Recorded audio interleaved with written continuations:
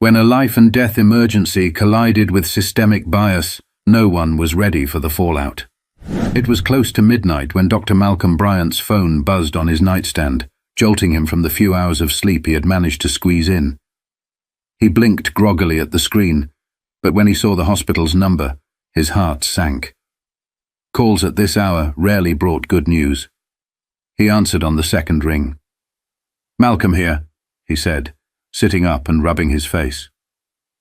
"Dr. Bryant, this is Amy from the ER." The voice on the other end rushed. "We've got an emergency. Teenage girl in critical condition. Car accident out on Highway 74. It's bad. We need you here ASAP." His pulse quickened. He was one of the only surgeons in all of Monroe County certified to handle high-risk vascular trauma. If they were calling him, it meant she didn't have much time. "I'm on my way," he replied, already swinging his legs over the side of the bed. As he grabbed his keys and slipped into his sneakers, his mind raced. Highway 74. How many times had he warned the town council about that stretch of road? Poor lighting, sharp turns and narrow shoulders made it a death trap, especially for young drivers. He sprinted to his car, a sleek black Tesla he'd worked years to afford, and tore out of his driveway into the quiet, dark streets. He lived just 20 minutes from the hospital, but tonight, every second felt like an eternity. The girl was the daughter of Police Chief Richard Holcomb, a fact Malcolm learned as he sped down Main Street, the hospital paging him with updates. He knew the chief well enough. They'd crossed paths at town events. Holcomb wasn't a bad guy, but Malcolm also couldn't ignore the way the man avoided eye contact when race came up in conversations. But there was no time to dwell on that now. Someone's life was on the line, and that was all that mattered. He gripped the steering wheel tighter, weaving through the occasional stoplight, praying he wouldn't hit traffic. But he wasn't prepared for what came next. As he approached a four-way intersection, flashing red and blue lights appeared in his rearview mirror, followed by the sound of a siren. "Are you kidding me?" he muttered under his breath, his foot instinctively easing off the gas. He pulled over, heart pounding for reasons that had nothing to do with the emergency. But what should have been a brief explanation and a warning about his speed turned into something far worse. Dr. Malcolm Bryant rolled down his window, gripping the wheel tightly as the officer approached. The sharp beam of a flashlight flickered across his face, momentarily blinding him. He squinted, trying to keep calm, though his heart was pounding. This wasn't his first encounter like this, and he knew how these situations could go. The officer leaned down, his face unreadable under the brim of his hat. "Do you know how fast you were going?" he asked, his tone clipped. "I'm sorry, officer," Malcolm began, his voice steady but rushed. "I'm a surgeon. I just got an emergency call to get to the hospital. Someone's life is on the line." The officer's expression didn't change. He shone the flashlight into the car, eyeing Malcolm's scrubs and the hospital badge clipped to his pocket. "License and registration," the officer demanded, ignoring the explanation. Malcolm's jaw tightened, but he complied, reaching for his wallet and the glove compartment. "Look, I know I was speeding, but it's because a young girl, Police Chief Holcomb's daughter no less, is in critical condition. If I don't get to the hospital, she could die." The second officer, who had been standing back, now stepped closer, his hand resting on the holster at his hip. "And why should we believe you?" he asked, his tone laced with suspicion. Malcolm inhaled sharply, forcing himself to stay calm. This wasn't the first time he'd been doubted or treated with hostility for simply existing in spaces where people didn't think he belonged. "My badge is right here," he said, holding it up for them to see. "I'm a surgeon at Monroe County General Hospital. Please call them if you need to, but I don't have time for this." The first officer took the badge and inspected it, his partner stepping back slightly, but not relaxing. Minutes dragged on as they radioed in to verify his identity, ignoring his repeated pleas about the urgency of the situation. Malcolm glanced at the clock on his dashboard. 7 minutes had passed since they'd stopped him. 7 minutes that could mean the difference between life and death. His hands began to tremble, not out of fear, but sheer frustration. "Officer, I'm begging you," Malcolm said, his voice cracking slightly. "Every second counts. If it were your daughter, you'd want me to go." The first officer finally handed back his documents, but didn't move away from the car. "It's your lucky night," he muttered, though there was no apology in his tone. "Slow down." Malcolm didn't wait for further permission. He pulled back onto the road, his tires screeching slightly as he accelerated.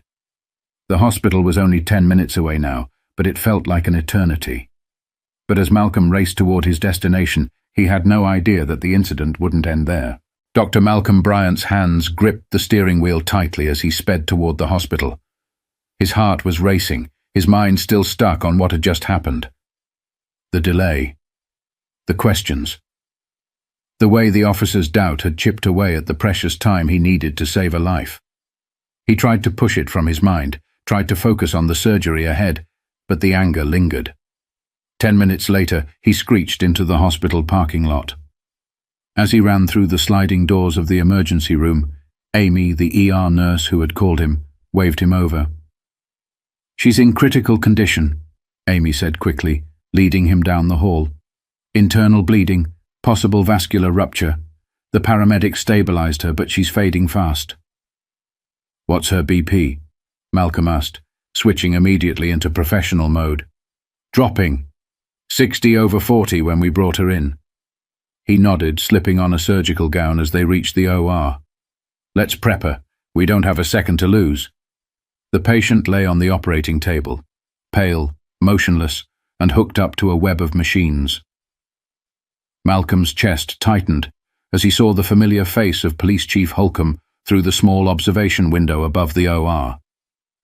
The chief's hands were pressed against the glass, his face a mix of fear and helplessness. Malcolm didn't have time to think about that. He focused entirely on the task at hand, guiding his team as they opened the girl's abdomen and worked to stop the bleeding. The OR was silent except for the rhythmic beeping of monitors and Malcolm's clear, steady voice directing every step.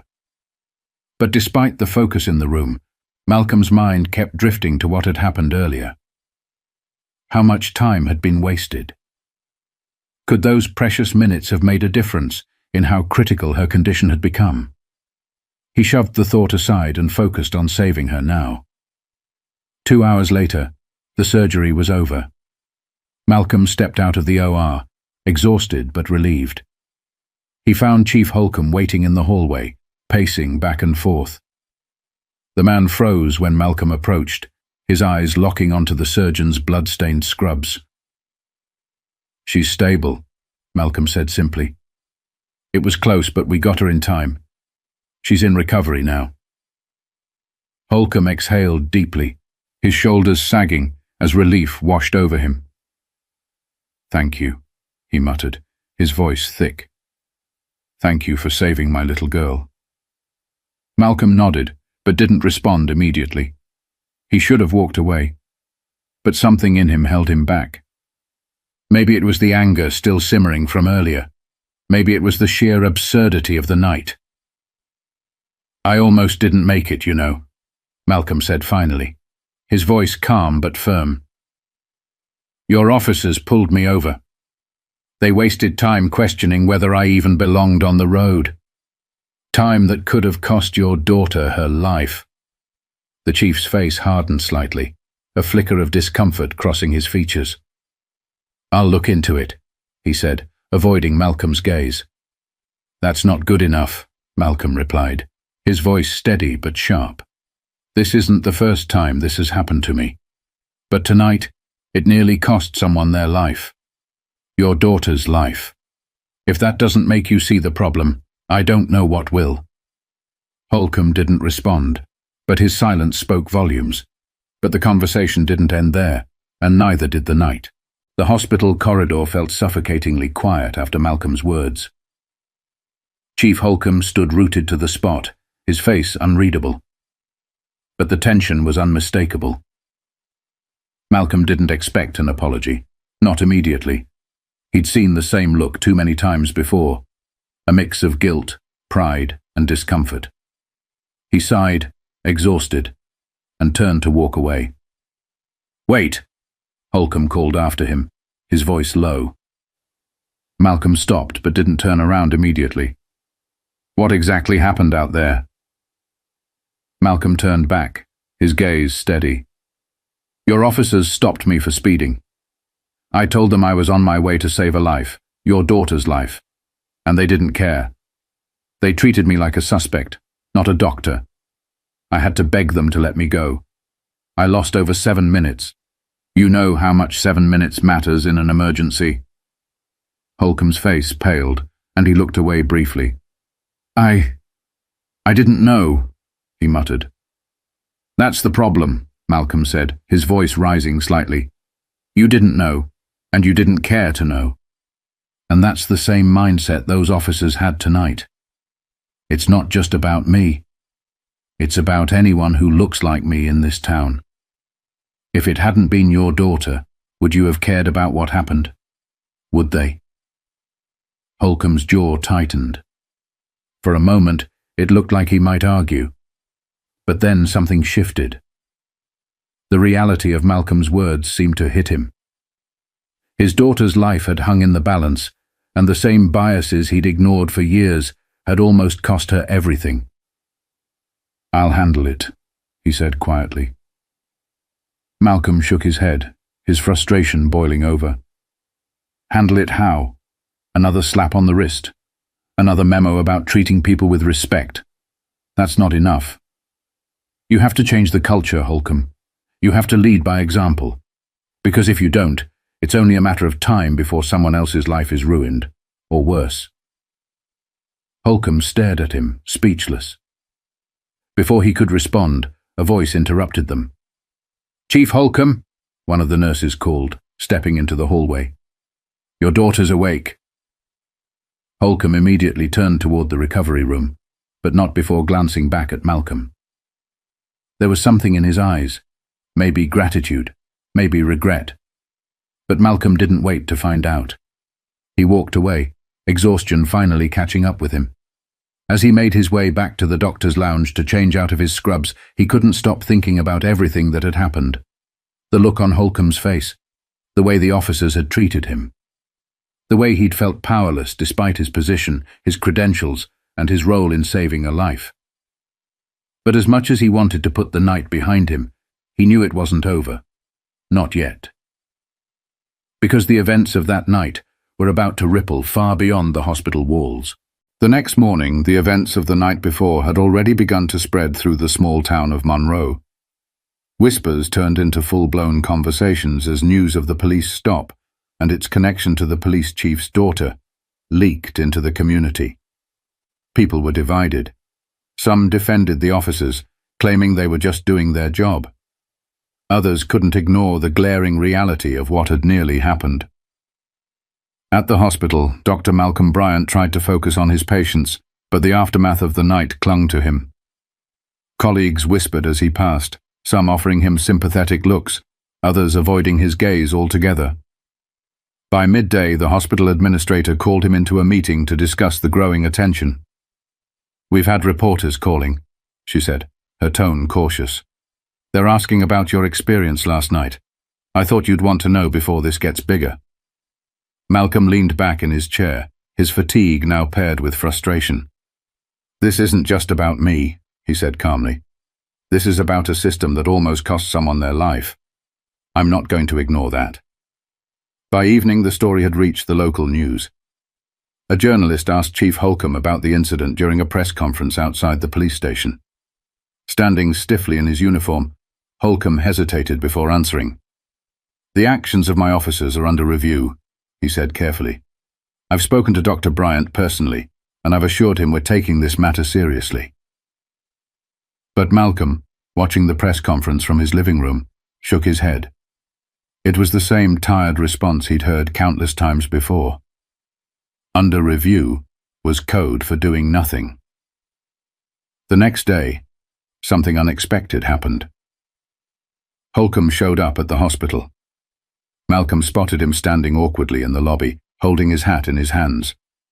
Their eyes met, and for a moment, neither man spoke. Finally, Holcomb approached. "I owe you more than just a thank you," he said quietly. "You were right. Last night, it made me see things differently." Malcolm studied him for a moment, searching for sincerity in the chief's eyes. "And?" he prompted. Holcomb sighed, looking older than he had the night before. "I've ordered mandatory bias training for every officer on the force, and I'm personally meeting with community leaders to discuss how we can do better. It's not enough, I know that, but it's a start." Malcolm nodded slowly. He wanted to feel relief, maybe even hope, but years of disappointment made it hard to trust words alone. "It's a start," he echoed. "But it's going to take more than training. You've got to hold people accountable, real accountability." Holcomb nodded. "I understand." Before he left, Holcomb paused. "I don't know how to thank you for what you did for my daughter, but I promise you, I'm going to make sure what happened to you doesn't happen again. Not on my watch." Malcolm didn't respond immediately. He simply nodded and said, "We'll see." That night, Malcolm sat on his porch, the cool air finally allowing him to breathe. He thought about the girl he'd saved, the 7 minutes he'd lost, and the long road ahead for the town, and for people like him everywhere. Change didn't come easy, but maybe, just maybe, this was the beginning of something. Sometimes it takes a moment of crisis to force people to see what's been broken all along. But seeing is just the first step. What comes next is up to all of us. If you've made it this far, ask yourself this. What would you have done in Dr. Bryant's shoes? What about Chief Holcomb? Change begins when we stop looking away. Share this story with someone who needs to hear it, and let's start having the hard conversations that lead to real change. And don't forget to subscribe for more stories that challenge perspectives, spark conversations, and inspire action.